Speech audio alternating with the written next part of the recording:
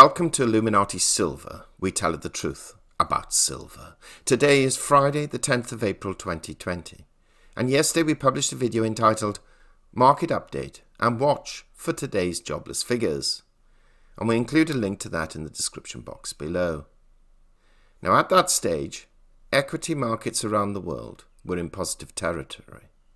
So was the dollar index, and so stood gold and silver prices too. This for many seems rather odd, especially with equity markets moving up for a number of consecutive days in a row. Now even yesterday, now reflecting on yesterday's figures, we can see that the Dow Jones closed up 285 points. The S&P 500 closed up just shy of 40 points, and the Nasdaq closed up 62 points. Again, even this morning, at the time of writing this podcast, which is 9:45 GMT+1, European and Middle Eastern markets are up, ranging from 1.5% in the case of the Euro Stoxx 50 index and nearly 3% up with regards to the FTSE 100 index. And Asia-Pacific markets have also ended last night up an average of close to 1%. Now the reason this appears surprising is the amount of negative economic news being published from virtually every industrialized nation of the world, and banks reporting nothing but negative forecasts. Not least of these is the IMF, which reported via Bloomberg yesterday, quote, IMF sees world in worst recession since Great Depression, unquote. We shall just quote a little from that article without going into too much depth. The International Monetary Fund sees the world economy suffering its worst recession since the Great Depression this year, with emerging markets and low-income nations in Africa, Latin America, and Asia at particularly high risk. With half of the IMF's 189 member countries seeking aid, the Executive Board has agreed to double access to its emergency financing to meet expected demand of about $100 billion. Managing Director Kristalina Georgieva said in a speech on Thursday. The grim economic projections continue a reversal from the IMF's outlook from less than 2 months ago. As recently as February the 19th, the fund was telling Group of 20 finance chiefs that global growth appears to be bottoming out. The IMF also is seeking $1.4 billion in donations from members to be able to provide debt relief to low-income countries so they can spend on health needs rather than debt repayment. The fund is looking at the use of precautionary credit lines to get cash to countries and establishing short-term loans, as well as other funding options like the use of reserve assets called special drawing rights or SDRs, Georgieva said. The IMF continues to call on rich governments to agree to a standstill of debt repayments by the world's poorest nations. The IMF calculates that governments around the world have taken fiscal actions amounting to about $8 trillion, Georgieva said in a preview of key fund reports due to be released during next week's meetings, including the World Economic Outlook. The IMF and World Bank are preparing to hold their spring meetings via video conference for the first time ever next week. Their normal in-person meetings, which the organizations convene at their headquarters near the White House, typically draw thousands of delegates, observers and journalists from 189 member countries. The program has been pared down this year to be mostly media briefings, skipping the typical seminars and public discussions. That's the end of that article. Now, in addition to this news, it was reported on Wednesday that Saudi Arabia and Russia have agreed on the outline of a deal to cut oil production in an effort to lift the market from collapse.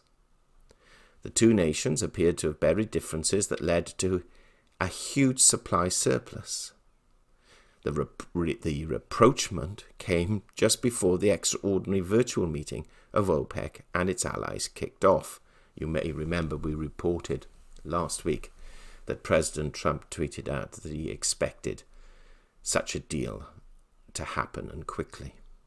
It's, however, still unclear how some of the obstacles will themselves be cleared. Saudi Arabia was pushing for any supply curbs to be measured against a higher baseline. Its April production of above 12 million barrels a day. At the same time, Russia showed no signs of weakening its insistence that a deal was only possible if the US cuts output too. Now you see, Moscow, whose grudge against US shale could still arguably prevent a final deal. And it said on Wednesday that it was willing to reduce output by 1.6 million barrels a day, or roughly 15%. Saudi Arabia was also discussing a cut of 15% to 17% yesterday. Well, the result was that oil surged as much as 11% on Wednesday, when these talks were going ahead and it looked like a deal was likely. Then yesterday, oil fell, as investors saw a supply curve proposal as insufficient. And as at 312 EDT, Brent crude was down $1.10 a barrel, some 3.3% lower at $31.74, and WTI crude was down 7.21% a barrel, down $1.81 at $23.28. You see, it was agreed that Saudi Arabia and Russia would cut 10 million barrels a day of its oil output for 2 months. However, the markets were very unimpressed. Also, as we reported in yesterday's update, read the FOMC minutes, and then confirmed by Fed Chairman Jerome Powell, who reiterated that the United States Central Bank was committed to using all of its powers to help the country recover. The Fed will wade into the municipal bond market, really to an unprecedented degree.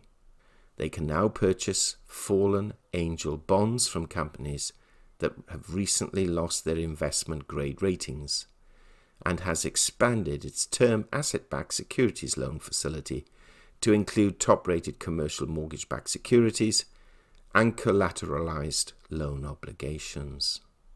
We need not forget what happened in 2008-9 and the surprise pledge from the Fed to buy recently downgraded corporate bonds boosted some of the biggest ETFs tracking the securities.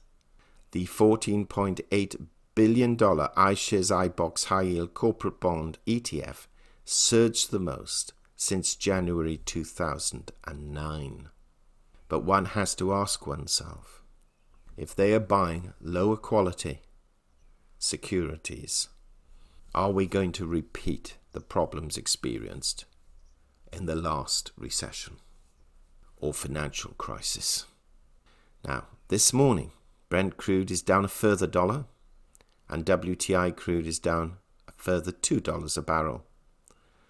But to some extent, just to add insult to injury, this is because not just the unhappiness of the market of the deal, but Mexico has actually indicated that it will not conform or cooperate with the Saudi-Russia plan. Whether that remains to be the case in the end is another matter, but for now, it is causing oil prices to continue its fall, or their fall. Now, whilst we accept it's still early in the day, gold and silver are still continuing their upward journeys. Gold is currently $1,686, and silver is $15.40, maintaining for now that 109-to-1 gold to silver ratio. However, that picture would not be complete if we did not highlight the fact that the dollar index has fallen a little below the 100 level and is currently 99.41. So this, of course, has an effect on precious metal prices, but we're still witnessing positive momentum. Now, tomorrow we shall be providing our weekly update as normal. But suffice to say, it's worth acknowledging that yesterday the weekly jobless figures came in at 6.6 million, worse than expectations of 6 million, but marginally better than the previous week's 6.9 million. Now, we will cover the other economic figures tomorrow. So, to conclude this video, it's fair to say that despite negative economic news and the undoubted recession most of the globe has either entered into or is about to enter into, it does appear that equity markets in particular are to some extent looking 6 months forward, where they see a much more positive light, and also are considering the positive economic effects and perhaps positive effects on their businesses that the copious levels of financial stimulus is having and will most certainly continue to contribute and have in the months ahead. How sustainable all of this may be remains to be seen, but to us, the re-engagement with investors to gold, the acceptance by many financial advisors that it is now prudent to include gold and precious metals in a portfolio, and the futuristic fear, or fear of the future, of how countries will be able to afford this high level of stimulus without financial consequences down the road, provides us with sufficient evidence to declare that the 2020 decade will be the decade for precious metals. Perhaps not a massive leap forward in one go, but a continuing, increasing confidence that gold in particular, and silver secondarily as a monetary metal, and if the economies improve as an industrial metal, should be part of any investor's portfolio. What do you think? Do share your thoughts. While you do that, we would be most grateful if you would also, if you haven't already done so, subscribe to this channel, pressing the bell sign so that you are notified of our videos as and when they are published, and not forgetting to do the same with our Richard and Greg channel. We hope you have found this video interesting and informative, and if so, please give it a thumbs up and share it on social media. Please ensure that you have subscribed to our channel and press the bell sign so that you are notified of any future videos. Also, kindly visit our website at illuminatisilver.com, and if you haven't already done so, please subscribe either as a free or paying member for regular email updates and offers. Disclaimer: Illuminati Silver owners come from a background of banking, international wealth management and economics. Having now retired from these worlds, we are not qualified to give investment advice. Therefore, this and other productions must not be deemed to be giving such advice and merely represent the personal views of its owners.